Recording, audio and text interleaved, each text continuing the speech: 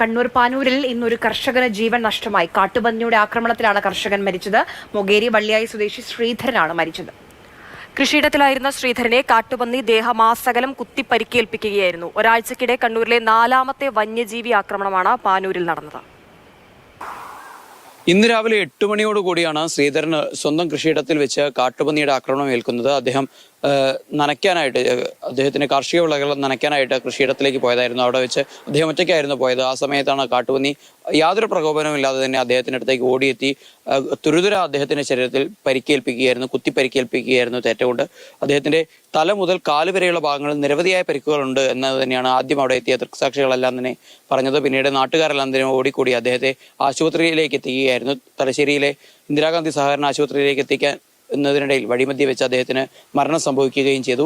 ആളുകളുടെ കാൽപ്പെരുമാറ്റം കേട്ട് ഇവിടെ നിന്ന് ഓടിയ ആ ഒരു കാട്ടുപന്നി അല്പം അകലെ, ഏകദേശം ഒരു 1.5 കിലോമീറ്റർ അകലെ സ്ഥലമളക്കുകയായിരുന്ന വില്ലേജ് ഓഫീസിലെ ഉദ്യോഗസ്ഥരുടെ സംഘത്തിന് നേരെ ആക്രമണം നടത്താൻ ശ്രമിച്ചു. പിന്നീട് ഓടിയെത്തിയ ആളുകൾ ഈ ഒരു രോഷം ഉള്ളിൽ വെച്ച് തന്നെ അവിടെ പന്നിയെ ആക്രമിക്കുകയായിരുന്നു. പിന്നീട് അവിടെ നിന്ന് കൂട്ടം കൂടി അടിച്ച് കൊല്ലുകയും ചെയ്തു.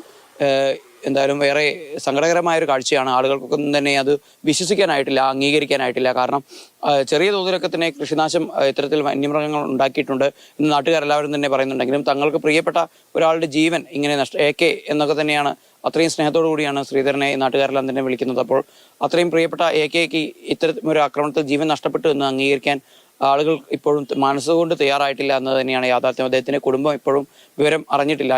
ഇപ്പോൾ അദ്ദേഹത്തിന്റെ മൃതദേഹം സഹകരണ ആശുപത്രിയിലെ മോർച്ചറിയിൽ സൂക്ഷിച്ചിരിക്കുകയാണ്. അതിനുശേഷം ഇനി പോസ്റ്റ്മോർട്ടം നടപടിയെക്കുറിച്ചുള്ള കാര്യങ്ങളൊക്കെ തന്നെ ഇനി പരിശോധിക്കേണ്ടിയിരിക്കുന്നു. മറ്റൊരു പ്രധാനപ്പെട്ട കാര്യം എന്നത്, ഇത്ര വലിയൊരു സംഭവം ഉണ്ടായിട്ടും ഇവിടെ വനംവകുപ്പ് ഉദ്യോഗസ്ഥർ നേരിട്ടെത്തി യാതൊരു തരത്തിലുള്ള പരിശോധന ഈ നിമിഷം വരെ നടത്തിയിട്ടില്ല എന്ന് തന്നെയാണ്. പോലീസ് ഇവിടെ എത്തി അദ്ദേഹത്തിന്റെ ചെരുപ്പുകളടക്കം തന്നെ ശേഖരിച്ച് കൊണ്ടുപോയി കാണുന്ന കാഴ്ച അതിദാരുണമാണ്. കാരണം അവിടെയുള്ള പുൽത്തകടികളിലൊക്കെ തന്നെ ചോര തെറിച്ചു കിടക്കുന്നു. കവുങ്ങിന്റെ പട്ടകളിലൊക്കെ തന്നെ നമ്മൾക്ക് രക്തപ്പാടുകൾ കാണാൻ സാധിക്കുന്നുണ്ട്.